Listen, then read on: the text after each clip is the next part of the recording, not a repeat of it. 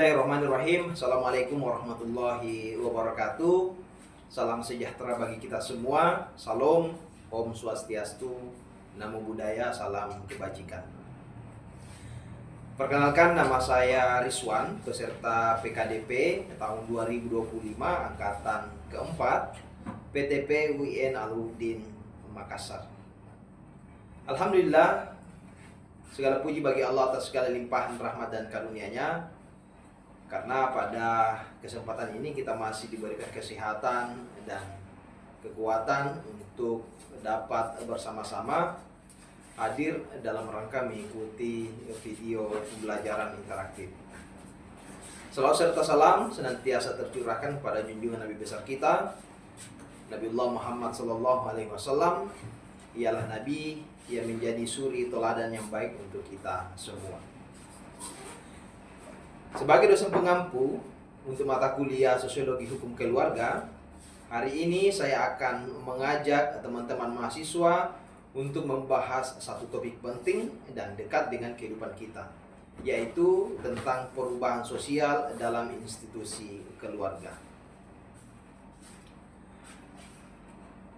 Teman-teman mahasiswa, coba kita pikirkan sejenak. Apakah Anda menyadari bahwa peran ayah dan ibu di rumah saat ini tidak lagi sama seperti zaman orang tua kita dulu? Pertanyaannya, apakah perubahan ini berdampak pada hukum dalam keluarga? Ini menarik, oleh karena itu mari kita eksplorasi lebih dalam. Selanjutnya, dalam pertemuan ini Anda diharapkan mampu menjelaskan transformasi hukum keluarga akibat perubahan sosial dan pengaruh modernitas. Nah, berangkat dari sebuah definisi, apa itu perubahan sosial? Secara umum, perubahan sosial adalah transformasi dalam struktur nilai dan pola perilaku masyarakat. Ketika kita berbicara tentang keluarga, ini mencangkup banyak hal, termasuk peran gender yang lebih fleksibel, pola asuh yang partisipatif, kemudian komunikasi antar anggota keluarga yang lebih terbuka, hingga bentuk keluarga itu sendiri yang makin beragam. Nah, semua ini menunjukkan bahwa keluarga bukan institusi yang statis, melainkan terus bertransformasi. Selanjutnya, fungsi keluarga. Ini juga penting untuk saya sampaikan. Secara sosiologis dan yuridis, keluarga memiliki beberapa fungsi penting. Di antaranya fungsi biologis dan reproduktif tentu adalah yang paling mendasar. Tetapi keluarga juga berfungsi sebagai tempat sosialisasi, kemudian pendidikan karakter, perlindungan hukum, hingga fungsi religius.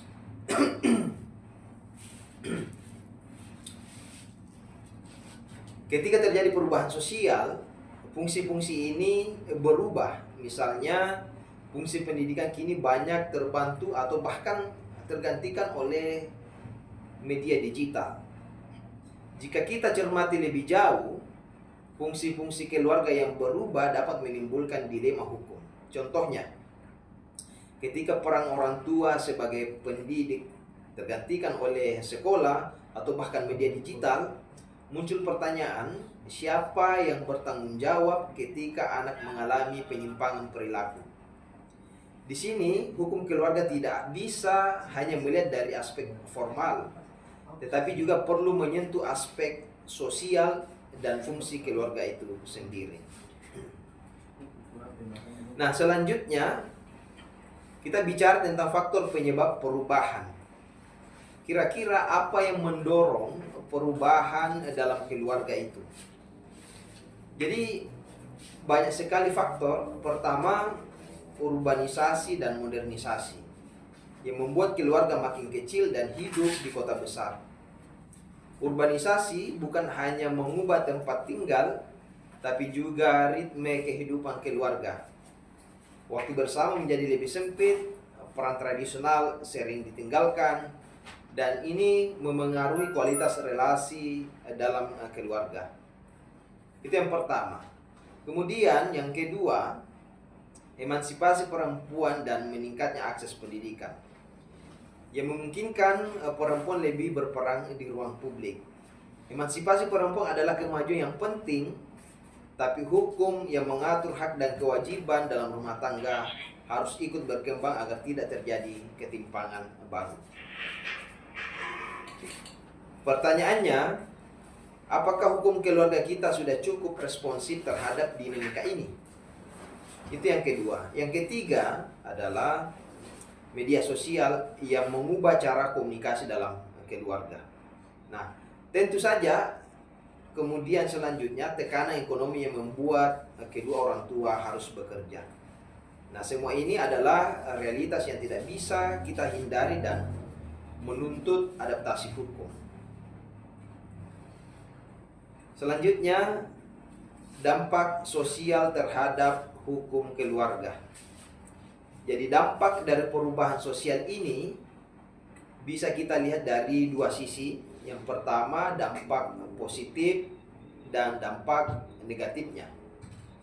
Apa dampak positif dari dampak sosial ya? Apa dampak positifnya? Misalnya meningkatnya kesetaraan gender, komunikasi antar anggota keluarga yang lebih terbuka, dan perlindungan hak anak yang lebih baik.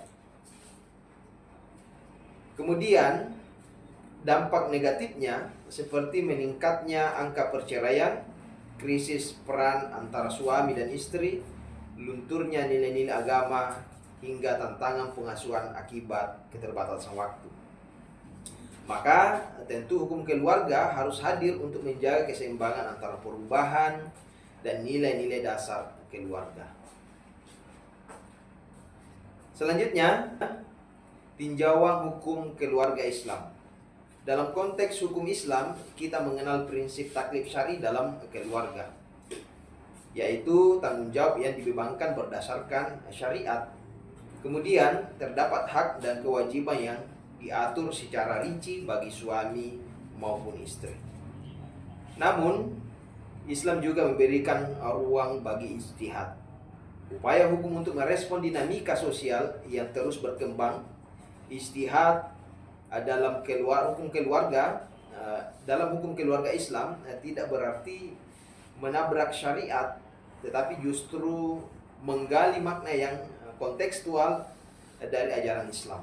Misalnya, pembagian peran suami istri yang dulu bersifat rigid kini bisa dipahami secara fungsional. Siapa yang lebih mampu mendidik anak atau mencari nafkah, maka itulah yang mengambil peran utama. Maka penting untuk memperkuat pemahaman maqasid syariah dalam melihat keluarga, yaitu menjaga agama, akal, jiwa, keturunan, dan harta dalam konteks kekinian. Artinya, hukum Islam tidak kaku, ia adaptif selama tetap dalam koridor syar'i. Jadi inilah kekuatan hukum Islam dalam menjawab tantangan zaman seperti sekarang ini. Dan selanjutnya ada pertanyaan interaktif bagi teman-teman mahasiswa. Nah, sekarang saya ingin mengajak Anda untuk ikut berpikir aktif. Jadi menurut Anda, faktor apa yang paling berpengaruh terhadap perubahan dalam keluarga masa kini?